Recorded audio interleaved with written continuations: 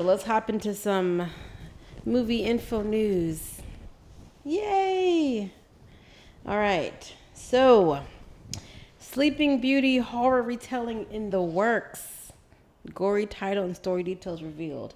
So, basically, Charles Perrault's 1697 fairy tale, and also Disney adaptation, TV shows, blah blah. It's being redone, which technically they did redo it when they did Maleficent with Angelina Jolie. So they kind of told it from the view of the the evil fairy, so to speak. And they actually had 2 movies off of that, and it was an interesting take on it, where the king did not look so nice.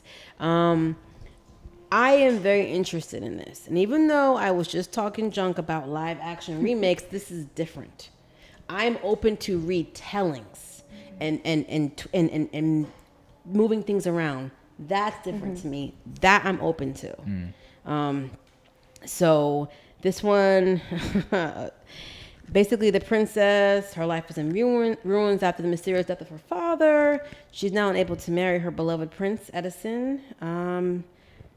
Queen Velma takes the opportunity to seize the kingdom for herself and uses dark powers of the occult to cast Thalia into a deep sleep.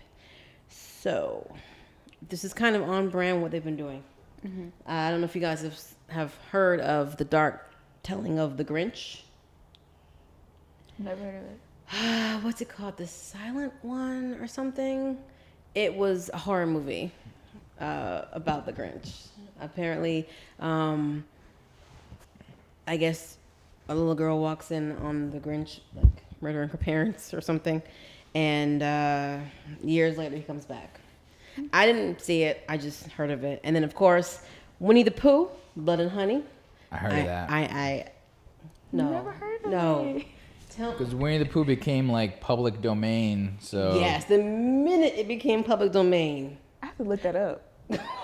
you need to look that up. And you need to watch the trailer, okay? I was like, whoa.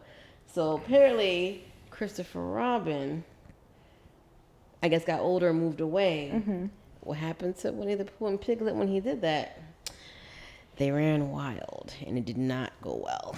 So, and then there's a movie, Cinderella's Curse, in the works, another horror telling. So I, for obvious reasons, horror being my background, am very intrigued by these retellings.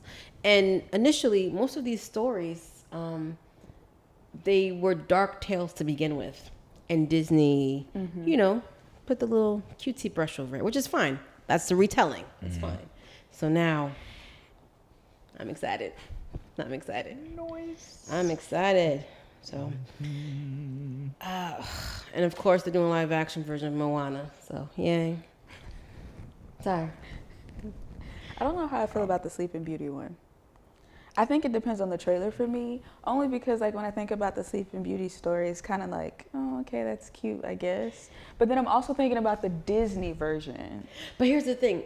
There were still dark elements in the Disney version, if you think about it. I mean, it was cutesy, but like it was a couple dark elements. But like, listen, I think people are getting murked in this one. This is not gonna be no Disney at all. Yeah. So, strap in for that. And do you know what Sleeping Beauty's real name is? I was gonna say Aurora, but I think... okay. Aurora. Yes. Yes. So, all right. So let's talk a little bit about Little Mermaid. Just because we're on this Disney and live action and retelling. So you said you're not hearing good things about it. I haven't watched it yet. Me and my best friend are gonna go watch it sometime this week. I know there was a whole issue with people not liking who was cast for the position. That was a whole thing. But so far, I've been seeing good reviews, kinda. Okay. But the reviews have been coming from 4DX. But 4DX, I feel like, is always an experience because it's just one big ride. So as far as the story, I mean, like, Little Mermaid story is cool. I just want to watch it for the 4DX effects, to be honest. Okay. So, all right. So if you if you look at the original Little Mermaid Disney story, and you break it down into these very simplistic elements, 16-year-old mermaid sees a 21-year-old dude and is like, you know what? That's what I want, and I'm gonna give up everything I know to go get it. When you have a goal, go hard, right? Passion. That's a story written by a guy. Yeah, and if you weren't sure, she loses her voice and can't talk. So a pretty girl who can't talk. And then what's funny is Ursula's song about that reiterates that. It's so funny. It's so funny because she's like, okay, all right, I'll give you legs to be human, but I need your voice. And she goes, a voice? And Ursula's like, you got your pretty face. All right. And don't forget about the importance of body language. And then she says, the men up there don't like a lot of chatter. They think that a woman who talks is a bore. I mean, gossips is a bore. Yeah. So I still love that song. I still ride with Ursula because her songs are so funny. It's so good. And I still think it's from 1989. Okay. 1989, guys. Give the Little Mermaid a break. So I'm pretty sure in the modern retelling they've adjusted some things and made it different, like her motives and everything, and which went slightly different. I feel like, and they said that they had changed the ending a little bit or something. So I'm interested. I think what threw me off was the look of. I guess I know there's no other way they could have done it, but the look of Flounder and Sebastian. Like, what are y'all doing?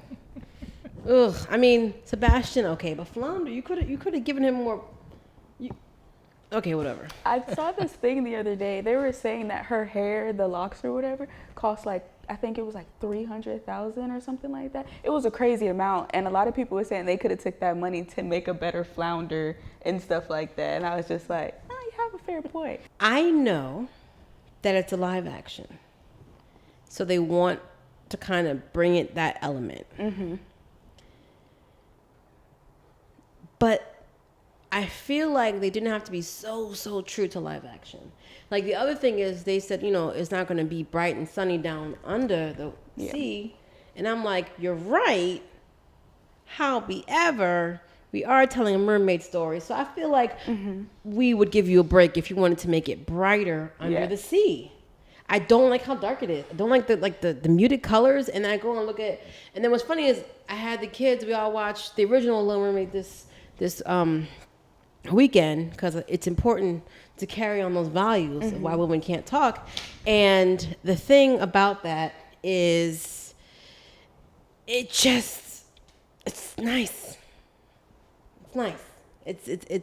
It's very bright and I love it. So again, the casting wasn't an issue for me. Whether they wanted to go with Halle. Okay, I have a hard time saying her name because of Halle Berry. Yeah. I'm always trying to figure out, okay, what's the difference? Halle Bailey, I think it is. So I'm not trying to mess up her name on purpose. Like, it's because of all the years of being ingrained and knowing Halle Berry that now the next generation, I'm trying to shift. So sorry about that. And I was joking before about teaching my kids that women can't talk, obviously, but. It's just, I don't know. So I said, okay, before we see the remake, let's see the original. So we'll see. I don't think I'll see the new one. You know what? That doesn't surprise me. I don't think. I might see it like in passing, or there might be like something online. I might see like. Well, I'm not going to the theater to see it. I mean, we have Disney Plus. Word. We have access to Disney Plus.